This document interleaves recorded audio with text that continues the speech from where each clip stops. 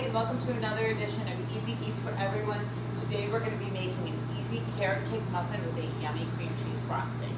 Before we get started, please remember, wash your hands for at least 20 seconds, pull up your hair, and if you can't social distance, grab a mask. Before we get started, please preheat your oven to 400 degrees. Before preheating the oven, make sure you let everyone in your house know that you're using the oven and check to make sure that there's nothing inside. Our ingredients for our carrot cake muffins are pretty simple. You're going to use 1.5 cups of flour, 1 cup of packed brown sugar, a teaspoon each of cinnamon, baking soda, and baking powder, half a teaspoon of salt.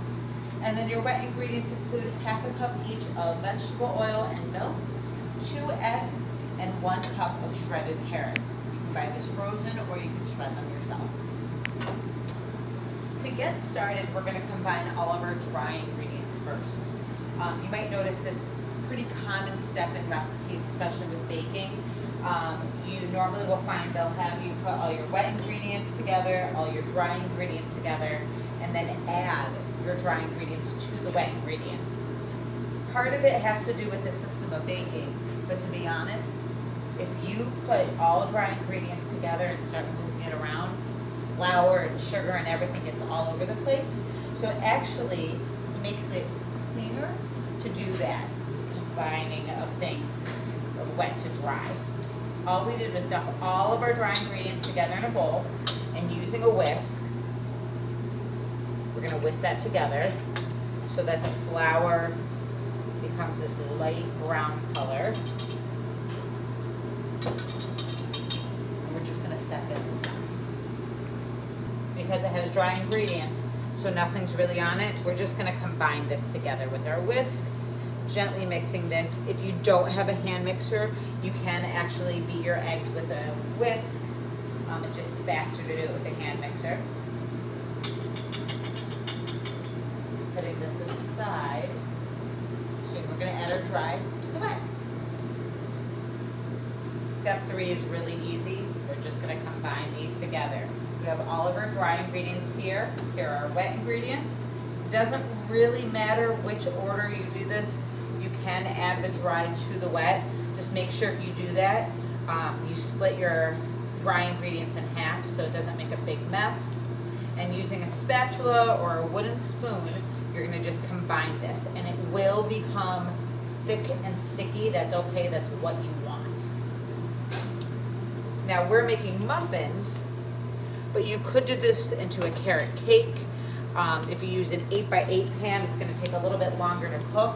If you use a 9x13, it'll only take about 20 minutes. And of course, if you use a non-stick pan versus a glass pan, the times might vary by a little bit. Also, you just want to make sure you're checking on things. So now you see we have this thick, yummy brown sugar mixture. Even though these carrots are in here, you're not going to get an overwhelming taste of carrot. It's almost going to have a banana bread type texture and taste to it. And in just a moment, we're going to add this to our muffins. Next, we're going to use a measuring cup. We're using a measuring cup just because we have it. It's easy to use, but you could use an ice cream scoop or just a regular spoon. And we are going to scoop the mixture into the Muffin Tin liners. Now, if you don't have liners at home, that's okay, but you do want to spray your pan with a cooking spray so this doesn't stick to the side. Or you can get liners. They're pretty inexpensive, especially on the holidays. You can get some really fun decorations. And you want to fill these about 3/4 of the way. Once all your muffins are in, you're going to put this in the oven at 400 degrees for about 20 minutes and check on them then. They're going to rise nicely. If they need a couple more minutes, that's fine. And part of the reason you don't want this to get all over your muffin tin is when it bakes, it will become kind of difficult to take off. We're going to continue filling these and put them in the oven. Don't forget, when opening the oven and placing something inside, please make sure you wear an oven mitt. We'll see you in just a moment. So for our cream cheese frosting, we're combining a few more ingredients. About 2 to 2.5 cups of confectioner sugar or powdered sugar, We're gonna use a 1/4 cup of cream cheese, and we did leave this out to soften. A 1/4 cup of butter. We're gonna use a little bit of salt, about a teaspoon to a teaspoon and a half of vanilla, and then our heavy cream we're gonna slowly drizzle in to get our frosting to the correct consistency and thickness.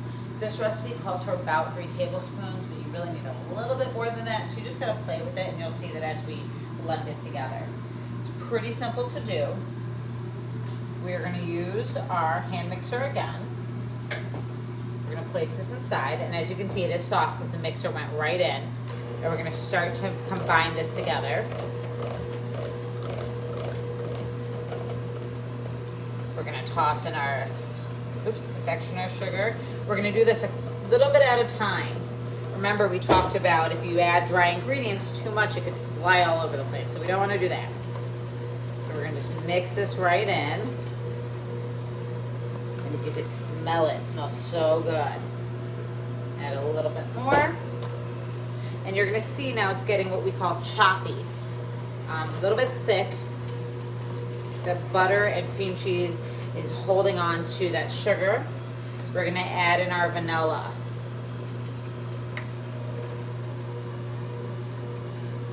And now it's starting to come together more of a frosting consistency.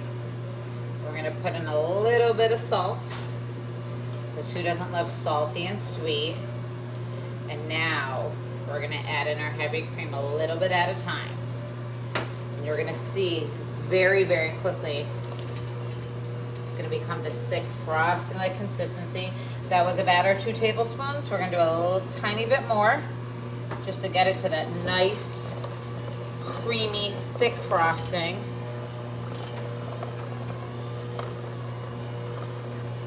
And it's pretty simple. We're gonna slowly lift the hand mixer up so that the frosting comes off.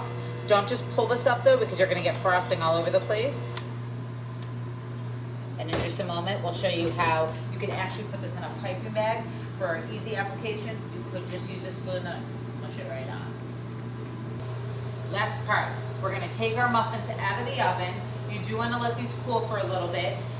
Oven mitts, and make sure you turn your oven off all the way. Make sure no one's around when you open the door. And you're gonna have these cool. They don't need to cool for a long time, just long enough that when you put the frosting on, it doesn't just melt all over the place. You also don't want to touch the pan because it's obviously hot. While that's cooling, we're gonna add our frosting to what's called a piping bag or a pastry bag.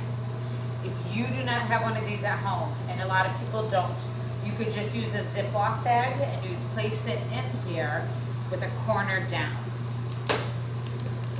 We put it in a cup because it's easier to put it in the bag that way. Just kind of smush it on down here. And with your scissors, you're just gonna cut off the end. We're gonna let these cool and we'll frost them in just a second. To frost your muffin, you can either use a spoon and kind of smush it on there, or again, that Ziploc or pastry bag. We cut off the end, and all you're going to do is place it right on the muffin and just go in a circle. You could do dots, you could do a crisscross, but we're gonna give it a nice thick frosting. And just like that, your muffin's all set. Let them cool for another few minutes before you enjoy. Thank you again for joining us with Easy Eats for Everyone. With Easy Eats, we want cooking to be fun and easy for everyone.